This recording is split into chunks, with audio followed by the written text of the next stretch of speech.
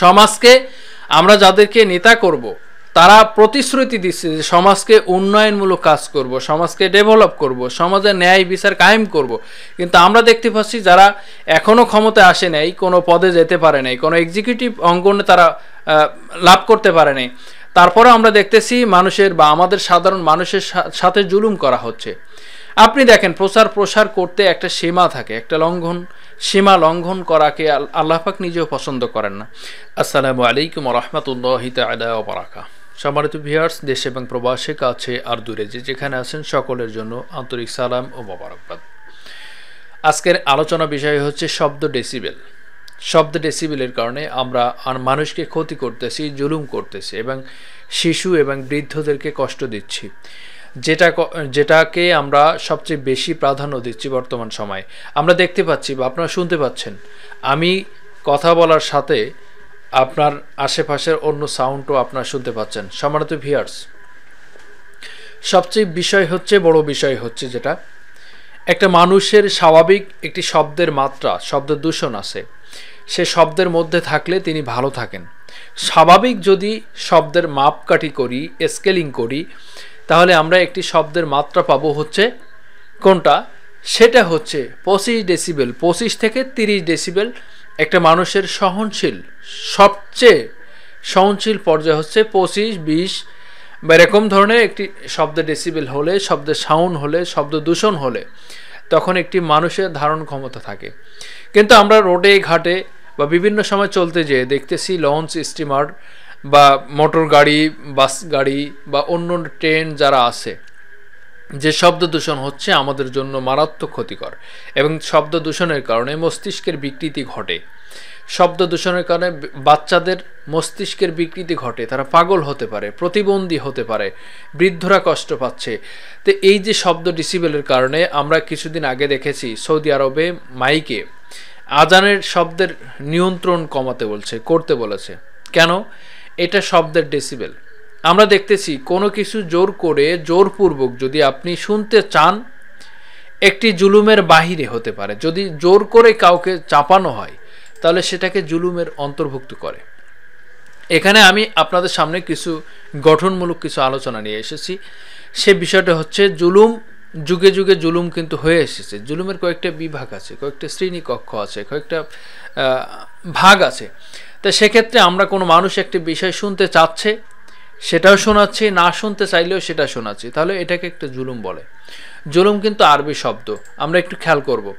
জুলুম কিন্তু আরবি শব্দ। জুলুমের অর্থ হচ্ছে কি, কোনো কিছুকে জোর করে চাপিয়ে দেওয়া। আমি আপনাকে একটু গঠনমূলক বলি যে জুলুম সাধারণ অর্থে কাউকে অন্যায়ভাবে শারীরিক, মানসিক, আর্থিক যে কোনো পন্থায় অবিচার বা নির্যাতন করাকে জুলুম বলে। আমি আপনাকে বলি, বর্তমান সময়ে আমরা দেখতে পাচ্ছি নির্বাচনকে কেন্দ্র করে মানুষের সাথে জুলুম করা হচ্ছে। প্রত্যেকটা প্রার্থী করছে, প্রত্যেকটা প্রতিনিধি করছে, যারা সমাজে ন্যায় বিচার করবে, সমাজে ন্যায় ইনসাফ কায়েম করবে, যারা সমাজকে ভালো কিছু উপহার দেবে, সমাজকে আরও ডেভেলপমেন্টের দিকে নিয়ে যাবে, তারাই কিন্তু জুলুম করছে। এটা আমরা খেয়াল করছি। আমরা শুনতে চাইলেও জুলুম হচ্ছে, না চাইলেও জুলুম হচ্ছে। আপনি দেখেন, দুপুর 2টা থেকে রাত 8টা পর্যন্ত অথবা রাত 9টা পর্যন্তই ধরেন, আপনি বেলা 2টা থেকে রাত 9টা পর্যন্ত যদি মাইক বা লাউড স্পিকার চালানোর বিধি থাকে, সরকারি নিয়ম অনুযায়ী, দেশের সাংবিধানিক নিয়ম অনুযায়ী যদি দুপুর 2টা থেকে রাত 9টা পর্যন্ত প্রসার থাকে, তাহলে একটা স্কেলিং থাকে, মাপ থাকে।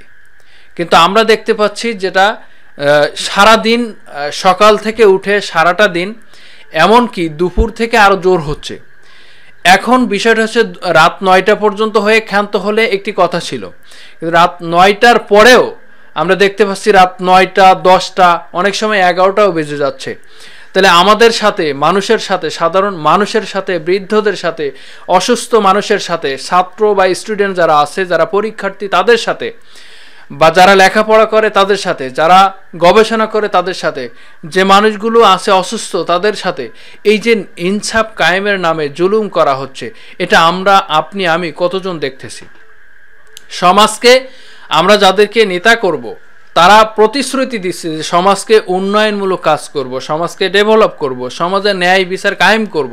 কিন্তু আমরা দেখতে পাচ্ছি যারা এখনও ক্ষমতায় আসে নাই, কোনো পদে যেতে পারে নাই, কোনো এক্সিকিউটিভ অঙ্গনে তারা লাভ করতে পারে নাই, তারপরে আমরা দেখতেছি মানুষের বা আমাদের সাধারণ মানুষের সাথে জুলুম করা হচ্ছে। আপনি দেখেন প্রসার করতে একটা সীমা থাকে, একটা সীমা লঙ্ঘন করাকে আল্লাহ পাক নিজেও পছন্দ করেন না। তাহলে সীমা লঙ্ঘন করা হচ্ছে চারিদিক থেকে। যখন একটা বৃদ্ধ মানুষের দিকে যদি বিভিন্নভাবে লাউড স্পিকার, মাইকের সাউন্ড, হর্নের সাউন্ড আসতে থাকে, তাহলে আপনার আমার স্বাভাবিক মানুষ আমরা যারা আছি তাই পাগলের মতো হয়ে যায় যে কখন বন্ধ হবে, কবে শেষ হবে নির্বাচন। আর একটা বৃদ্ধ মানুষ, একটা অসুস্থ মানুষ, একটা বাচ্চা, মনে করেন নতুন নবজাতক শিশুর উপরে যদি এরকম ধরনের ধকল হয়, সে তো বলতেই পারে না, সে তো বধির হয়ে যাবে, সে তো পঙ্গু হয়ে যাবে, সে তো প্রতিবন্ধী হয়ে যাবে, পরে প্রতিবন্ধী ভাতা দিতে হবে, এরকম অবস্থা চলে আসবে।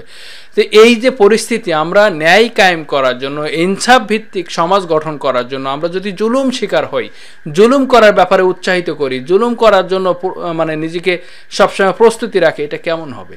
আপনাকে আমাকে এগুলো খেয়াল করতে হবে। আমাদের সমাজকে গঠনমূলক করতে হবে, আমাদের সমাজকে আরও বাস্তব চিত্র নিয়ে তুলে ধরতে হবে, সকলকে নিয়ে সমাজ গঠন করতে হবে।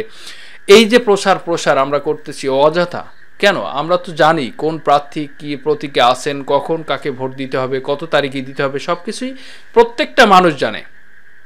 আপনি আমি সহ প্রত্যেকটা মানুষ জানে যে কখন কোন প্রতীকে কার কি প্রতীক, সবই জানে। এখন মানুষ ওইরকম পূর্বের মতো আর ওইরকম পাগল বা এরকম ধরনের অজ্ঞ নেই, অজ্ঞতার বশবর্তী হয়ে কিছু করবে না। কারণ বর্তমান সমাজ, রাষ্ট্র এবং সমাজের প্রত্যেকটা মানুষ সচেতন আছে।